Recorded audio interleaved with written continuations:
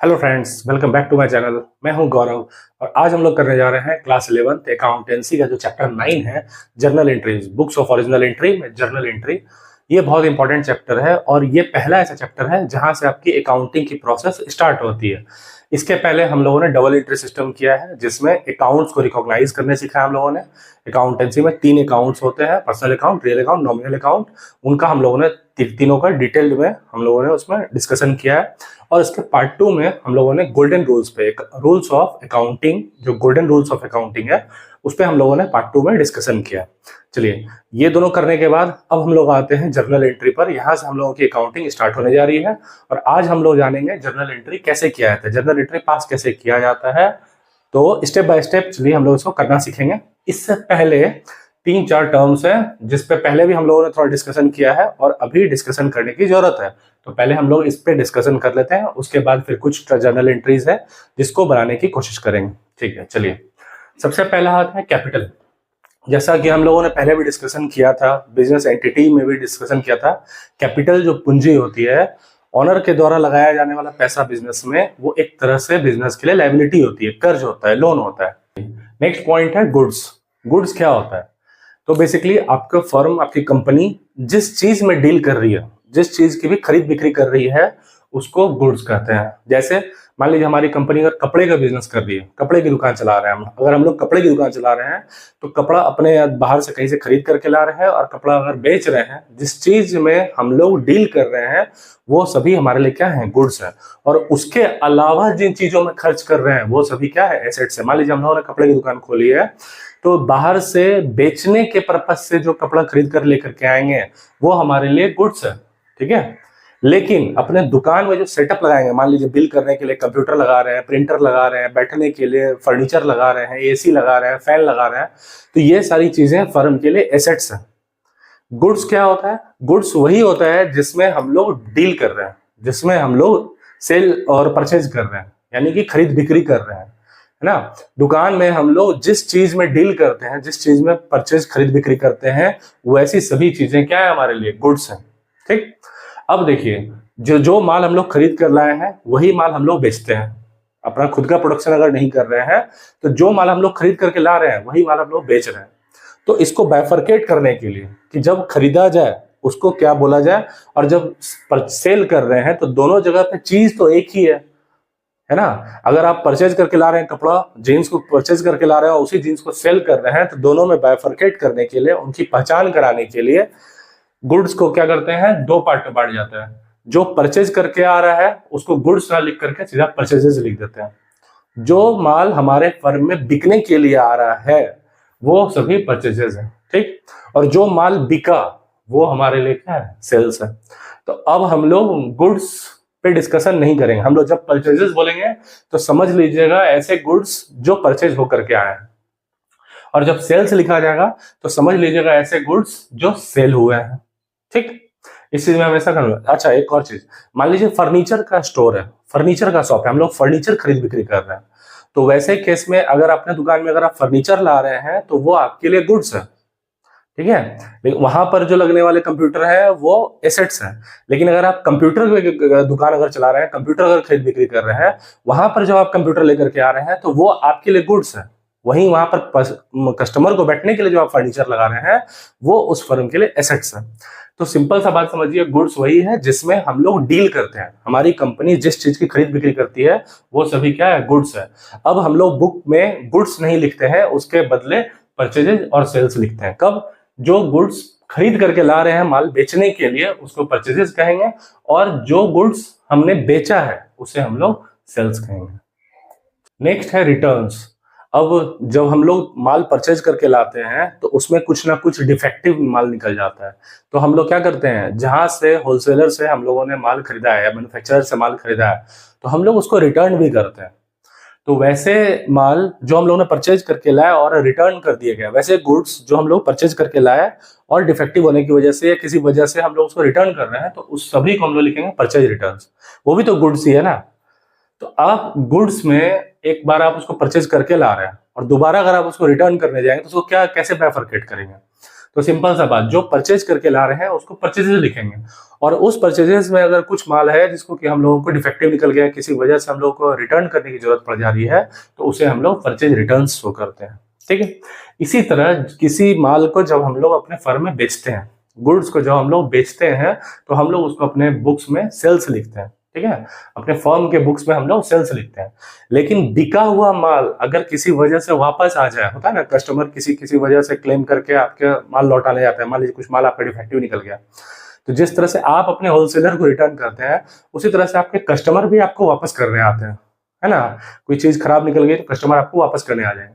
तो सेल किया हुआ माल अगर रिटर्न आ जाए तो उसे सेल्स रिटर्न्स कहते हैं। जिस तरह से परचेज किया हुआ माल अगर आप अपने होलसेलर को वापस भेज देते हैं, अगर आप मैन्युफैक्चरर से जो माल लेकर के आते हैं उसको परचेज करते हैं, लेकिन उसमें जब डिफेक्ट निकल जाता है तो आप उसको वापस कर देते हैं, तो उसको परचेज रिटर्न्स कहते हैं।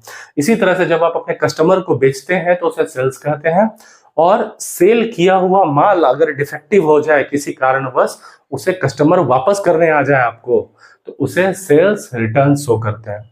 तो बुक में गुड्स नहीं शो करेंगे, अपने बुक में गुड्स नहीं लिखेंगे, हम लोग परचेजेज लिखेंगे, सेल्स लिखेंगे, परचेज रिटर्न्स लिखेंगे, सेल्स रिटर्न लिखेंगे। अब सेल्स रिटर्न जैसे लिखा रहेगा तो आपको समझना होगा सेल किया हुआ माल वापस आ गया।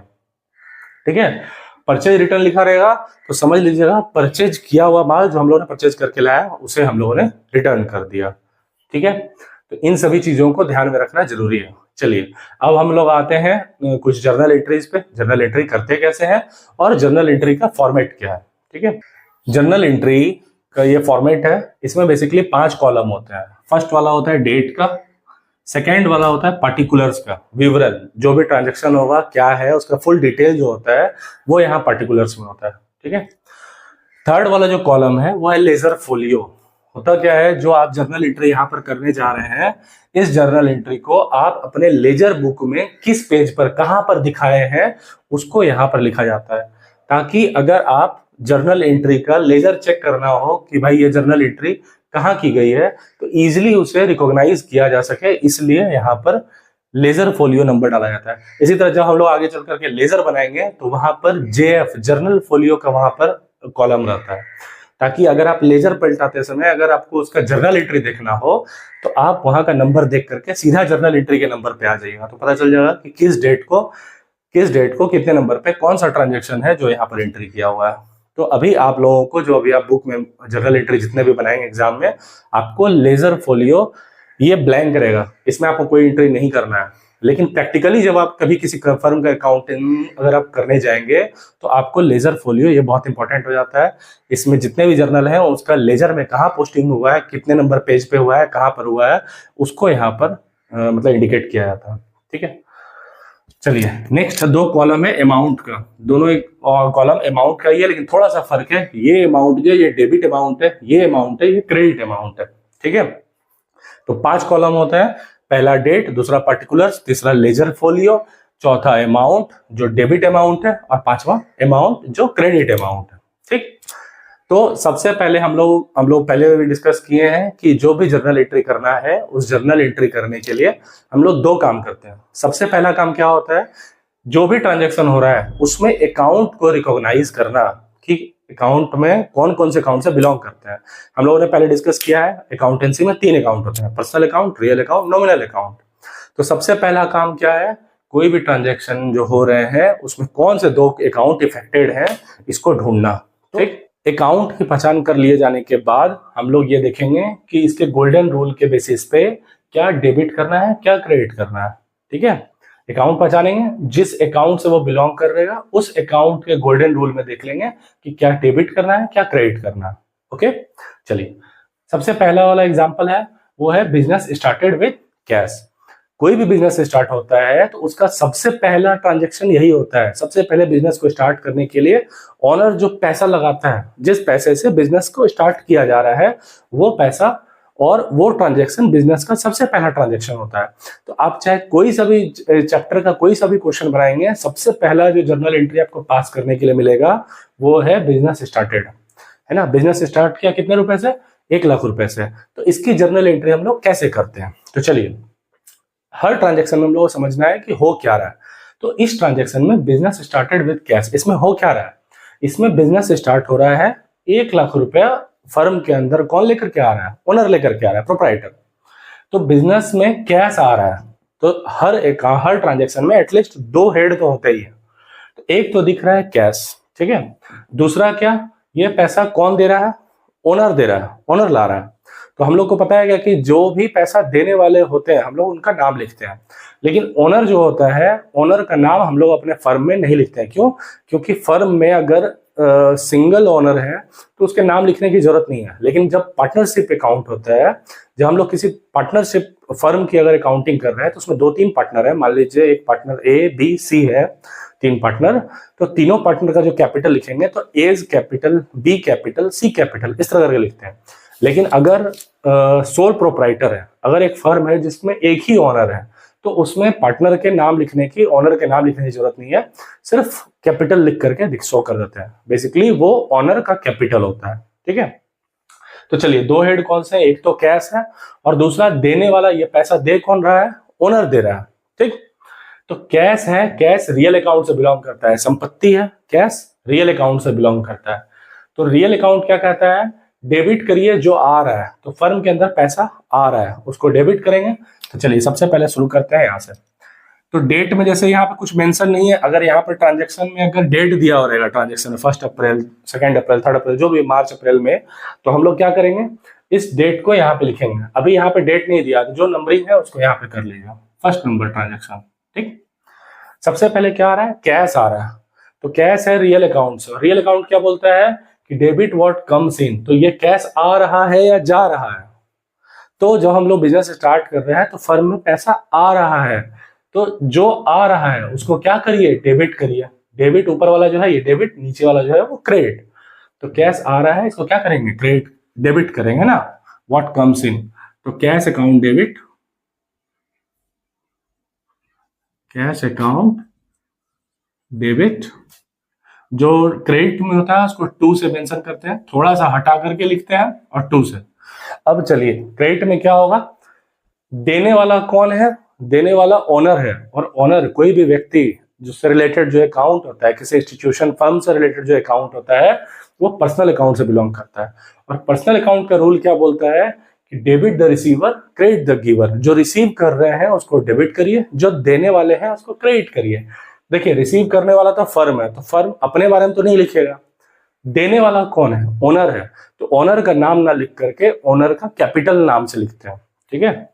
ताकि ओनर कभी भी अगर उसको बिजनेस में अगर मान लीजिए अभी पैसे की जरूरत पड़ जाए, एडिशनल मनी की जरूरत पड़ जाए, 6 महीना बिजनेस चल रहा है, अचानक से बिजनेस को लाख रुपए की और जरूरत पड़ गई, तो ओनर क्या करेगा? वापस से एडिशनल कैपिटल लगाएगा।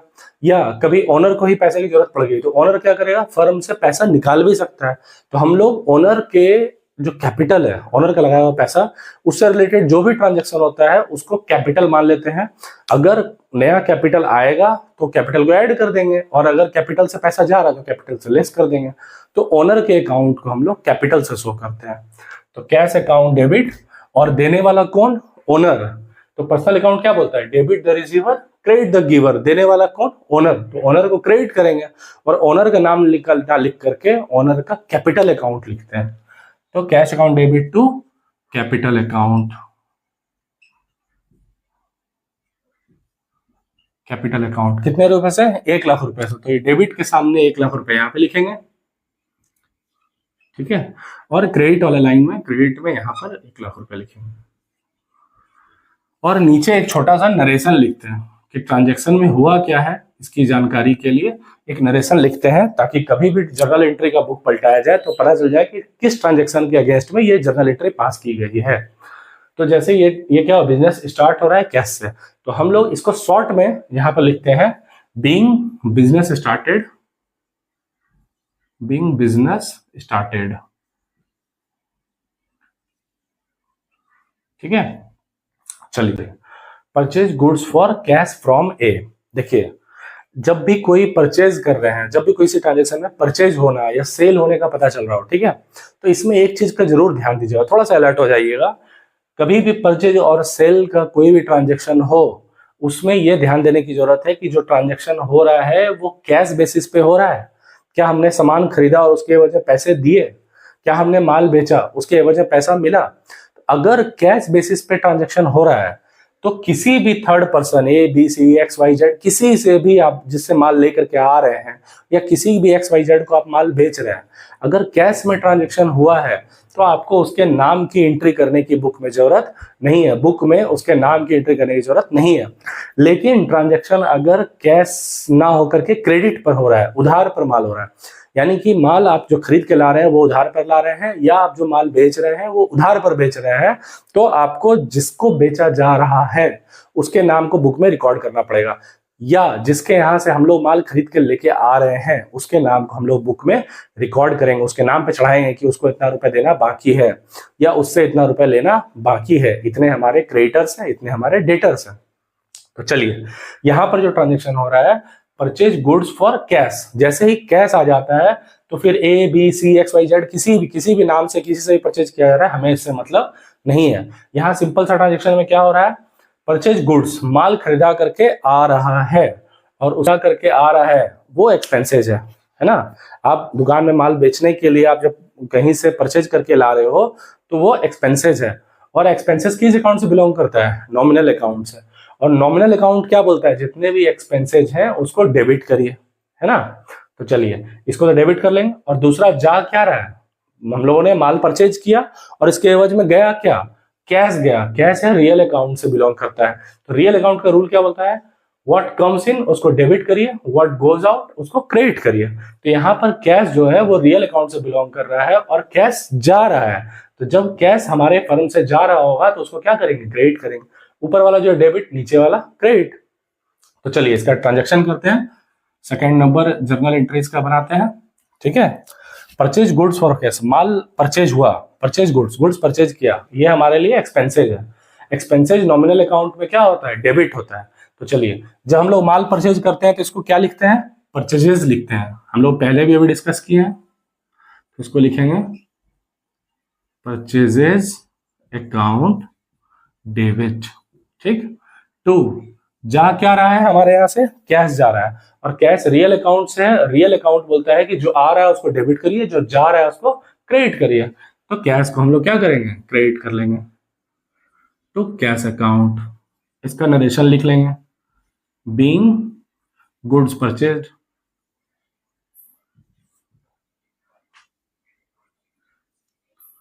कितने रुपए का परचेज हुआ है, 20,000 का, तो डेबिट के सामने में 20,000 लिख लीजिए और क्रेडिट के सामने में 20,000 लिख लीजिए। चलिए फर्नीचर परचेज किया, और देखिए यहाँ पर कैश में हुआ है या क्रेडिट में हुआ है ये कुछ मेंशन नहीं है, तो इसमें एक चीज का ध्यान रखिएगा। अगर परचेज्ड या सोल्ड फर्नीचर ऐसा लिखा हुआ है और इसके साथ किसी थर्ड पर्सन का नाम नहीं लिखा है, जैसे यहाँ पर ए लिखा है तो from A B C D, ऐसा कुछ अगर नहीं लिखा हुआ है तो हम लोग इसको कैश मानेंगे कि फर्नीचर परचेज हुआ, उसके एवज में कैश गया। तो चलिए परचेज फर्नीचर परचेज हुआ, तो फर्नीचर हमारे यहाँ आया, ये क्या है, एसेट्स है हमारे लिए, तो ये फर्नीचर है, रियल अकाउंट से बिलोंग करता है। और फर्नीचर जब आया है तो उसके एवज में क्या गया, कैश गया। ये अंडरस्टूड है, आप लोग परचेज करके ला रहे हैं तो उसके एवज में कैश पे कर रहे हैं। तो फर्नीचर और कैश दोनों ही रियल अकाउंट से बिलोंग करता है, और रियल अकाउंट का रूल क्या बोलता है, डेबिट व्हाट कम्स इन, जो आ रहा है उसको डेबिट करिए, जो जा रहा है उसको क्रेडिट करिए। तो आ क्या रहा है, फर्नीचर आ रहा है, तो चलिए इसका एंट्री करते हैं। हमारे यहाँ क्या रहा है, फर्नीचर, तो फर्नीचर को डेबिट कर लीजिए, फर्नीचर अकाउंट डेबिट। टू जा क्या रहा है, हमारे यहां से कैश जा रहा है, तो कैश को कैश अकाउंट इसको क्रेडिट कर लेंगे, ठीक। फिर नरेशन लिखते हैं, बीइंग फर्नीचर परचेज्ड, ठीक है। कितने अमाउंट का है, 10,000 का, 10,000 का, तो 10,000 यहाँ पे भी लिखेंगे, ठीक, और यहाँ पे भी लिखेंगे, डेबिट के सामने और क्रेडिट के सामने, ठीक है। चलिए नेक्स्ट ट्रांजैक्शन क्या है, सोल्ड गुड्स टू अंकित। देखिए यहाँ पर हम लोगों ने माल बेचा है, ठीक, और माल बेचा है और किसको बेचा है, अंकित को बेचा है। यहाँ पर कैश नहीं मेंशन किया है, यहाँ पर नाम मेंशन किया हुआ है। इसका मतलब है कि ये जो सेल हुआ है हमारा, ये उधार पर हुआ है, अंकित को हमने उधार पर माल बेचा है, ठीक है। तो चलिए दो अकाउंट कौन कौन सा है, एक तो सेल्स का है, जब आपके यहाँ से जो माल आप बेच रहे हैं वो इनकम्स में आ जाता है और वो नॉमिनल अकाउंट से बिलोंग करता है। तो एक हेड तो सेल्स है, गुड्स जो है वो आपने बेचा है तो वो सेल्स है, सेल्स नॉमिनल अकाउंट से बिलोंग करता है। और दूसरा किसको बेचा, अंकित को बेचा, तो ये एक पर्सनल अकाउंट से बिलोंग करता है। किसी भी व्यक्ति से जुड़ा हुआ जो अकाउंट होता है वो पर्सनल अकाउंट से बिलोंग करता है। तो पर्सनल अकाउंट का रूल क्या बोलता है, डेबिट द रिसीवर। तो यहाँ पर अंकित जो है जिसको हम लोगों ने माल बेचा है वो रिसीवर है या गिवर है, तो यहाँ पर देखिए अंकित जो है वो क्या है, रिसीवर है। हम लोगों ने माल बेचा, अंकित को माल मिला, तो अंकित रिसीवर है, तो अंकित को डेबिट करेंगे। और जो माल गया है हमारे यहाँ से सेल्स, वो इनकम से नॉमिनल अकाउंट में, तो वो क्या होगा, क्रेडिट होगा। एक्सपेंसेस जो डेबिट करते हैं, इनकम्स को क्रेडिट करते हैं। तो चलिए, सोल्ड गुड्स टू अंकित, अंकित को माल मिला तो अंकित को डेबिट करेंगे और जो गया है सेल्स उसको हम लोग क्रेडिट करेंगे। चलिए एंट्री करते हैं। सोल्ड गुड्स टू अंकित, तो अंकित को मिला है तो अंकित को डेबिट करते हैं, अंकित्स अकाउंट डेबिट टू, जा क्या रहा है हमारे यहां से, जा क्या रहा है, गोज आउट सेल्स, जो इनकम्स है हमारे यहां से, है ना। सेल्स क्या है, सेल्स करते हैं तो उससे पैसा आता है हमारे पास, इनकम से ये हमारे लिए। तो जो भी हम लोग परचेज कर रहे हैं वो एक्सपेंसेज है और जो सेल्स कर रहे हैं वो इनकम है। तो यहाँ पर सेल्स क्या हो जाएगा, क्रेडिट होगा। Ankit account debit to sales account. कितने अमाउंट का है ये, 20,000 का, तो लिख लेते हैं 20,000 इसके सामने में और 20,000 इसके सामने में। डेबिट के सामने डेबिट का बैलेंस, क्रेडिट के सामने क्रेडिट का बैलेंस। चलिए इसका नरेशन नीचे में लिख लेते हैं। Good sold to being, good sold, goods sold to Ankit. चलिए नेक्स्ट है पेड सैलरीज, सैलरी पे किया। तो देखिए सैलरीज क्या है, सैलरीज आपके फर्म के लिए एक्सपेंसेज है। तो जो भी एक्सपेंसेज है वो नॉमिनल अकाउंट से बिलोंग करता है। और नॉमिनल अकाउंट का रूल क्या बताता है कि जितने भी एक्सपेंसेज हैं उसको क्या करिए, डेबिट करिए, जितने इनकम है उसको क्रेडिट करिए। तो सैलरी क्या है, फर्म के लिए एक्सपेंसेज है, तो सैलरीज को हम लोग डेबिट करेंगे, तो करिए। 5th नंबर ट्रांजेक्शन क्या करते हैं, सैलरीज को डेबिट करते हैं, सैलरीज अकाउंट ये डेबिट टू, इसके अगेंस्ट में जा क्या रहा है, सैलरी पे कर रहे हैं तो जा क्या रहा है, मेरे फर्म से। दूसरा ट्रांजेक्शन क्या हो रहा है, सैलरी पे कर रहा है तो कैश जा रहा है, कैश रियल अकाउंट से बिलोंग करता है। और रियल अकाउंट का रूल क्या बोलता है, डेबिट व्हाट कम्स इन, जो आ रहा है उसको डेबिट करिए, जो जा रहा है उसको क्रेडिट करिए, जो गोज आउट जो फर्म से जा रहा है उसको क्रेडिट करिए। तो फर्म से क्या जा रहा है, आप सैलरी पे कर रहे हैं, फर्म से क्या जा रहा है, कैश जा रहा है, तो कैश को हम लोग क्या करेंगे, क्रेडिट करेंगे। तो salaries account debit to cash account. तो इसका नरेशन लिख लेंगे, बीइंग सैलरीज पेड,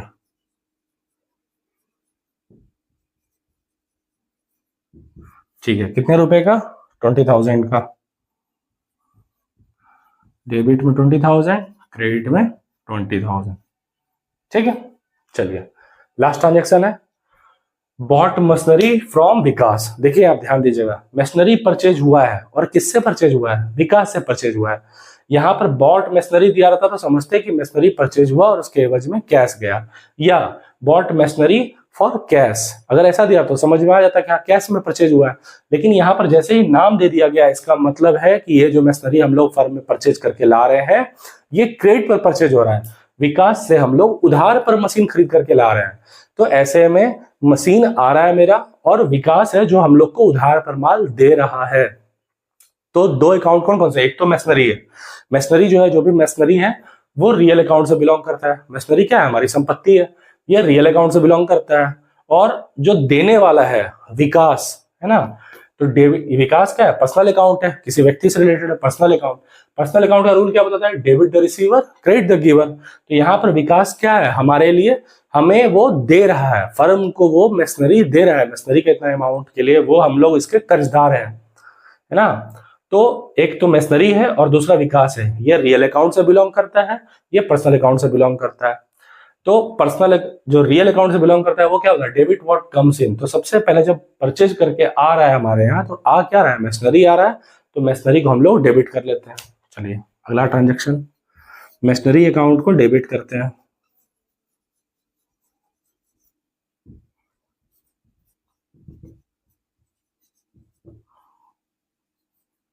और जो विकास है ये पर्सनल अकाउंट से बिलोंग करता है, और पर्सनल अकाउंट का रूल क्या बताता है, debit the receiver credit the giver. तो विकास हम लोग के लिए, फर्म के लिए गिवर है, विकास हम लोग को पैसे, ये मशीनरी दे रहा है, तो विकास को हम लोग क्या करेंगे, क्रेडिट कर देंगे। चलिए करते हैं, machinery account debit to Vikas account, ठीक है। चलिए कितने अमाउंट से, 20,000 से, तो 20,000 डेबिट के सामने डेबिट लिख लीजिए, क्रेडिट के सामने क्रेडिट लिख लीजिए, और इसका नरेशन नीचे लिख लेते हैं, बीइंग मशीनरी बॉट फ्रॉम विकास, ठीक है। तो इस तरह से जब आप देखेंगे तो पता चलेगा कि जो डेबिट का बैलेंस है, डेबिट में जितना अमाउंट आएगा उतना ही सेम अमाउंट क्रेडिट में आएगा हर हमेशा। जब भी हम लोग जर्नल एंट्री बनाएंगे तो इस चीज का ध्यान रखेंगे, जितना डेबिट का बैलेंस आएगा उतना ही क्रेडिट का बैलेंस आएगा। जब फाइनली जब आप जर्नल एंट्री बनाना स्टार्ट करेंगे, अभी तो एग्जाम्पल में ले रहे हैं, जब जर्नल एंट्री का हम लोग क्वेश्चन सॉल्व करेंगे तो जितना डेबिट का बैलेंस आएगा उतना ही क्रेडिट का बैलेंस आएगा, और अगर बैलेंस इक्वल नहीं आ रहा है इसका मतलब हम लोगों से कहीं ना कहीं मिस्टेक हुआ है, तो हम लोग वापस से रीचेक करना होगा। तो बेसिकली जर्नल एंट्री में इसी तरह से एंट्री की जाती है। हम लोग अभी 2-3 ट्रांजेक्शन ही सीखे हैं, अभी कई सारे इसमें ट्रांजेक्शन है जो कि हम लोगों को सीखना है, तो एक एक करके हम लोग सारे जर्नल एंट्री को समझने की और बनाने की कोशिश। तो उम्मीद करता हूं आपको ये वीडियो पसंद आया होगा। अगर आपके लिए हेल्पफुल लगा हो तो प्लीज वीडियो को लाइक करिए, चैनल को सब्सक्राइब करिए और अपने दोस्तों के साथ शेयर करिए, और कुछ ना समझ आया हो तो प्लीज कमेंट भी कर लीजिए। चलिए, थैंक यू।